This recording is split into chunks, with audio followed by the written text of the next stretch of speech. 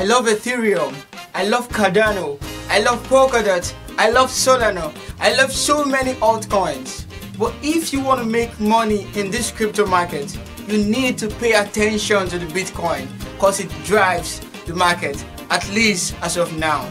And so that's why I make this content called Crypto Weekly, where I provide you with some news around the cryptocurrency space, and I also provide you with some technical analysis around the Bitcoin. Because once you know what the Bitcoin is going to do, then you have an idea of what your altcoins are going to do.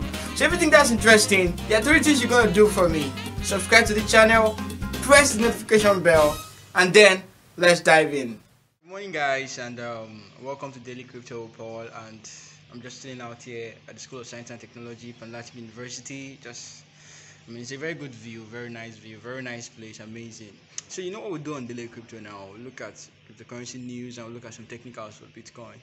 So because once you know what Bitcoin is going to do, you have an idea of what your altcoins are going to do. So without wasting much time, let's go into this chat and see what's happening. All right. So basically, I think the first one I'm seeing here is that the Bank of America approves Bitcoin future trading for some client sources. So basically, this one we've looked at it yesterday. The Bank of America thing on Bitcoin futures trading, and this is a very positive news, giving some more people access to start futures trading with Bitcoin. So you can see that the Bank of America is like relaxing their negative position on Bitcoin so far. So it's very, very good. So that one is, we looked at that yesterday. The second thing we are seeing here is that Tether hasn't printed new USDT in weeks. Of course, the old Tether fraud also is something we have looked at before. The idea of Tether is supposed to be like dollar on the blockchain, basically. So the same way you have dollar in bank, you're supposed to have we have dollar on the blockchain, and Tether is one of those dollar. So what tricky thing is that it's supposed to be like for every Tether you have on the blockchain, you're supposed to have an equivalent dollar in the real bank, in the real world. Okay, so that is the idea. So that if people sell all their Tether, they can get real dollar in the real bank. But the problem we are having now is the people printing Tether are just controlling their own Tether. They are printing so many Tether, more than what is in the real bank. And this Tether manipulation that they are using to drive the price of Bitcoin higher. Okay, so it's a very tricky thing, and the government, a lot of people have been investigating them. And now, because they notice that people are investigating them, they try to stop their whole Tether printing thing. So this is what this news is basically talking about. And like I've always said before, I'm okay with Tether printing. People printing Tether, let them print Tether if they want to print, because the same way the normal money we are spending is being printed out of thin air, the government can just try to print money today if they want to. The US, they are printing money anyhow, so it's happening. And on the blockchain, Tether is also being printed. But because of this Tether wala, a lot of people are moving to other safer stable coins like USDC and the rest. And I'm considering moving also, because if the Tether wala goes on, we don't know what will happen to Tether. But I'm not so scared, because this Tether wala has always been there for like ages. 4 years ago, 8 years ago, it was there. I said 8 years ago, 4 years ago, it was there. 2 years ago, it was there. So that's always been there. So it's not really something to start killing ourselves about. Let's see any other interesting news from CoinDesk. Okay, of course, they're saying COVID stimulus was what made Bitcoin jump last year. Okay, then a lot of other issues anyway, but I think then this Hong Kong own against Binance. Hong Kong, Lithuania issued Binance warning. So of course we looked at that yesterday. So a lot of people attacking Binance here. But let's just leave CoinDesk. Nothing so new. Let's go to Cointelegraph and see what they have for us on Cointelegraph. So the first thing we are seeing here is that artist Damian Hirst says NFTs are like the invention of white paper. Okay, of course, NFTs, over again, NFTs. So we are seeing NFTs every single place. So of course, I already talked about NFTs before. NFTs are like non-fungible tokens. Okay, a lot of people have ways they store their wealth. Keeping money in the bank is not storing wealth. Okay, because money in the bank loses value. 100,000 naira at the beginning of the year is not the same as 100,000 naira at the end of the year. Okay, it does not have the same purchasing power. What 100,000 naira can buy at the beginning of the year is not what 100,000 naira can buy at the end of the year. Money loses purchasing power because of inflation.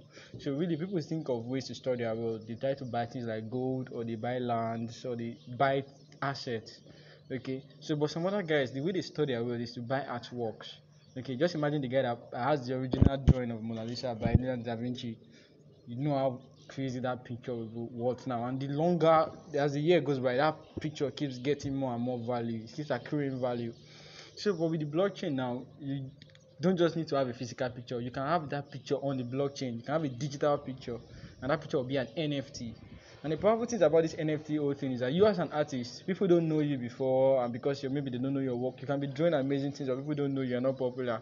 But with the blockchain now, you can already carry your whole design, put them on the blockchain, and NFTify them, and then begin to auction them digitally as NFTs. So this artist Damian really looking at NFTs, it was blown away, and it was like, damn, this is like paper, because it's like giving an artist paper, an opportunity to withdraw and repaint anything you want, and you can easily market them from your bedroom. It's super amazing. Okay, and of course, the more artists are looking into NFTs, the more the expansion of the blockchain. So this is a very, very good news, and I mean, great job, Damian, for saying this. Then the other thing is Malaysia is crushing thousands of illegal Bitcoin miners. Of course, the attack against Bitcoin and Bitcoin miners has always been there, and I don't know why they're calling them illegal. I don't know why they're calling them illegal, but the more they stop miners, the more the hash rate of Bitcoin drops, and if this continues for too long, the processing speed might drop, and the adoption we are really looking for will slow down. Okay, but a lot of miners are being stopped, and I mean, look at the whole China thing, sending the miners out of China, and the rest, of course. Then the other one we have is that Binance stops stock token sales effective immediately. Okay, we looked at that yesterday. So Binance and the stock token thing. The idea of stock token, like I already said earlier, is that they want to give us an opportunity to be able to buy conventional stocks on the blockchain. So think of buying shares in Google, buying shares in Facebook, but with Bitcoin from the blockchain or with another coin from the blockchain. It's gonna be super, super amazing. But because Binance is being attacked all around, they are looking at stopping this token sales immediately. So they started with Tesla. They tested with Tesla stocks, and there was a lot of volatility. So they said they will go back and do some more work and come back. But now they are saying they are not even doing anything. They are stopping it. But I really feel it's a very interesting field. I know that somebody somewhere sometime will come up and pick this project up again. But for now, Binance is stopping this. The other thing we have is that CEO, Coinbase CEO responds to the Doge creator. Okay, sorry about that. Of course, the Doge creator, one of the co-founders of Doge, the guy came out yesterday and was lamenting and was saying cryptocurrencies are bad, and that they are being driven by some big short guys, some guys that are controlling the whole thing. Well, this guy is not going to be totally wrong at some in some instance, but the idea is, why should the crypto creator be coming to lash out crypto? So it's very, very funny. And for me, when I see posts like this, it's for people to come and lash out like this. It means they've had some bad experience and some bad encounter. And when I really saw that it was one of the Doge for co-founders, I think I can really figure out why. What I'm thinking is this: these Doge guys at the beginning, when they started Doge, after some point they dumped the Doge project. They just dumped the whole thing. So you get, so this guy now seeing what price of Doge has got into, the guy was like, so pissed off and so angry. And I think that's why the guy is coming out to say a lot of things. I think sometime last year too, right? And even this year I got pissed off with Doge, because last year I had a lot of Doge and the thing was rising, and it got to a point I was like, man, guy, I'm going to sell. This thing has given so much gain. This thing cannot rise more than this again. And I showed a lot of them thinking I was wise. But that voice now say, yeah, man, this say you wise. So thinking I was wise, I sort of thought I was smart, and dude just kept on. I think dude did 1,000x from when I sold. And a lot of technical guys have also said this, like, man, they sold off Doge thinking it cannot go more than that, because it was not solving any problem. It was just a joke coin, but it went so high. So perhaps this Doge creator, seeing the price of Doge now, will feel so sad. Even Vitaly Buterin, the founder of Ethereum, said Doge has been his best investment. I mean, so it's super amazing. So, but a lot of people who sold early or who dumped at some point must be feeling bad. So, perhaps that's why this guy is coming out. But the Coinbase CEO now responded to him saying, crypto offers more freedom. Cryptocurrencies offer more freedom. So, the other thing we have here is that Bitcoin balances of 31K as Bank of America, the same Bank of America thing. So, we look at that already. So, let's see what Bitcoin.com news has to say. Of course, saying Bybit extends its reach with spot trading offering. Of course, we know Bybit. Bybit is that super amazing platform where a lot of crazy innovations to trading bitcoins are coming in. So on Bybit, even as Bitcoin is crashing, you can make money on Bybit. So Bybit is amazing. They are coming out with a lot of innovation. Now they are coming out with more features, things around spot trading. So it's super, super amazing. And this will give traders and other people more opportunity to try out different things.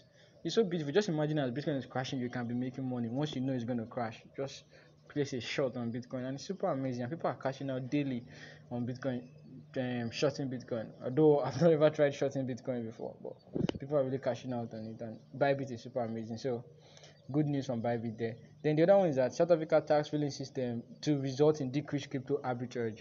Of course, arbitrage. What arbitrage basically means is that the prices of things on different exchanges vary slightly. Okay, let's look at this example. Let's see if we can find something here. Okay, look at Polkadot here. Can you see Polkadot? I think it's about $12.15 on this from Bitcoin.com. Sorry, I have to go back there. I clicked on it just to show you. So let's go to Cointelegraph and see the price of Polkadot if you're going to find it here. Polkadot dot. Cointelegraph doesn't have dot listed at the top. That's strange. That's strange. Let's check some other token. I think Monero is listed on both. Let's see Monero. Okay, BNB here is 297. Look at BNB here. It's $297.06, isn't it? So if you go on Cointelegraph, let's see what's the price of BNB. BNB is 300.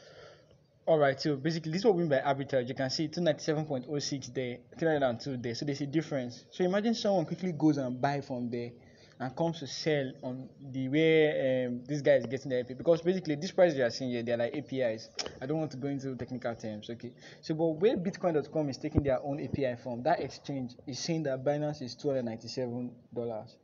And here they are saying Binance is 300. The way Cointelegraph is picking their own API from, saying Binance is $302. So there's a price difference there. So the idea of arbitrage is like someone can quickly go and pick, then buy the coin from where Bitcoin.com is taking their own API from, and come and sell where Cointelegraph is taking their API from, and take advantage of that price difference. So of course, to make more money from this, they need to have a very large amount of money. Just imagine someone using like $1 million to do this change. It's going to make a lot of gain. 297, 302 is about $5 gap. So just imagine someone using $1 million to really play on all of this. You can really make a lot of gains sharply. So this is the idea of arbitrage. Okay.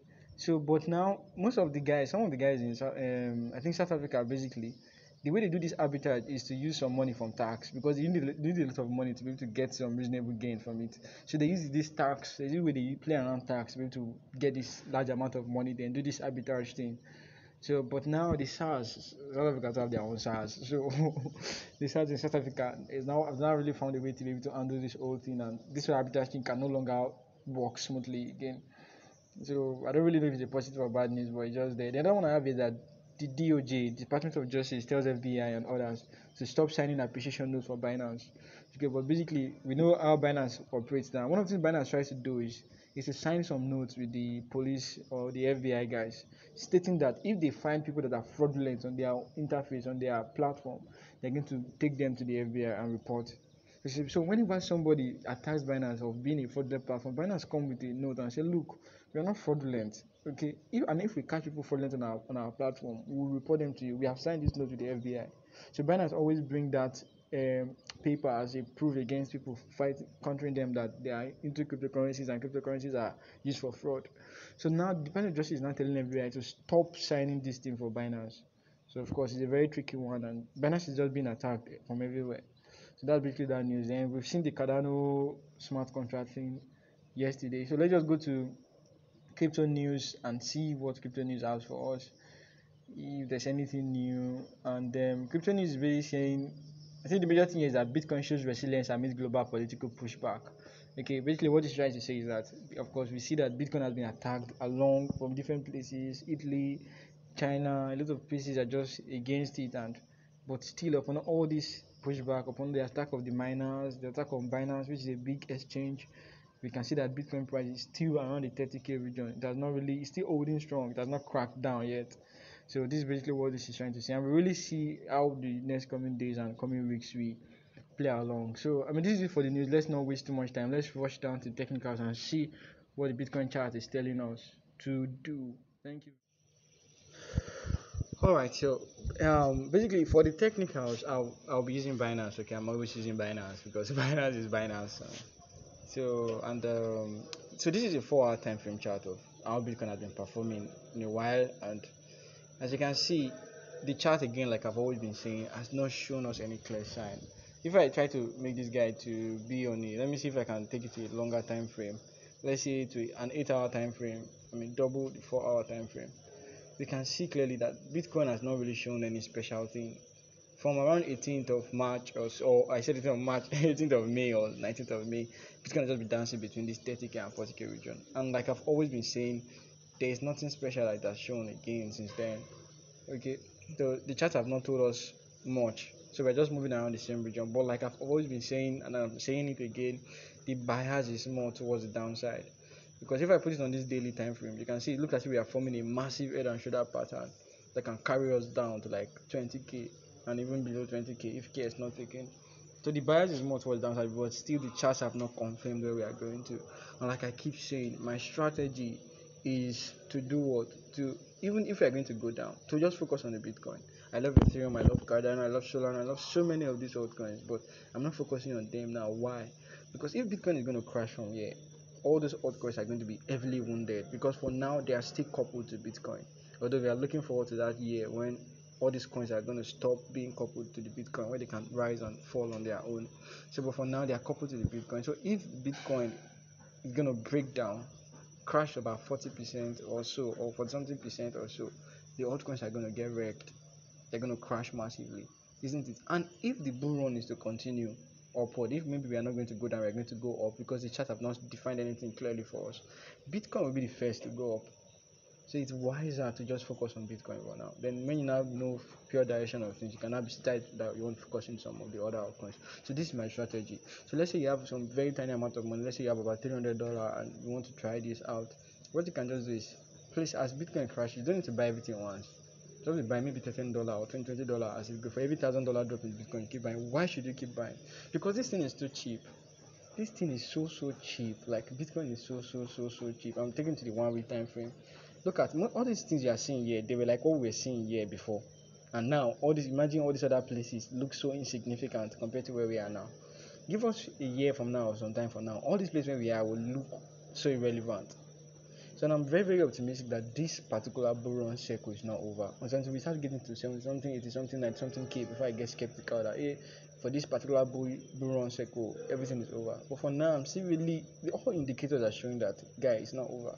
Of course, we should be open-minded that anything can happen. It might really be over, but the technicals are showing us that guys, this is not over. So we are only cooling off. So just focus on buying.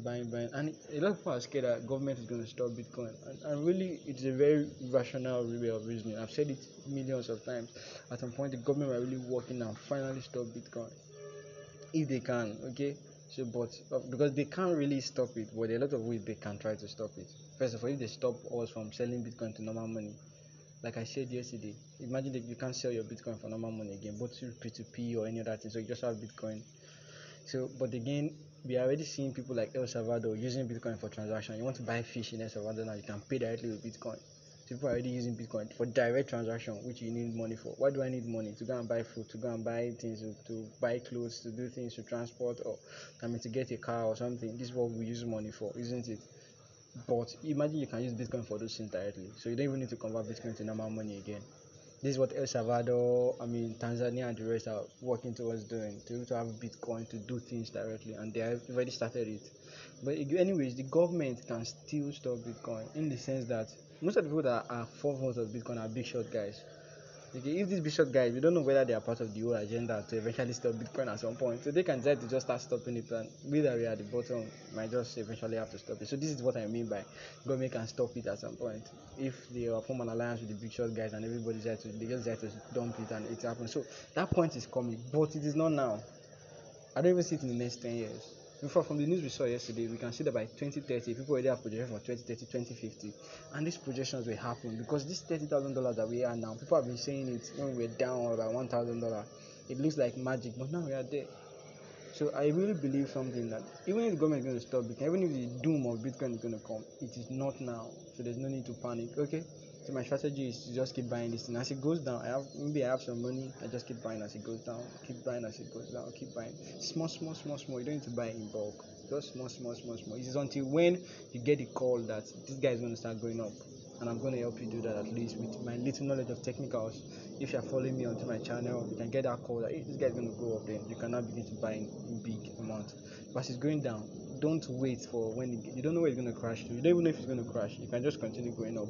So follow smart money. What do you think is happening in all these places? Smart money is buying. There's even a rumor that Apple just bought it, but we can't be. I'm not sure. So, but smart money is buying at all these points where everybody thinks nothing is happening, and all this bad news you are seeing is just things to perhaps make people scared and sell the more. because that's really what happens when the bad news are coming outside, just to make you sell so that some other guys can start buying.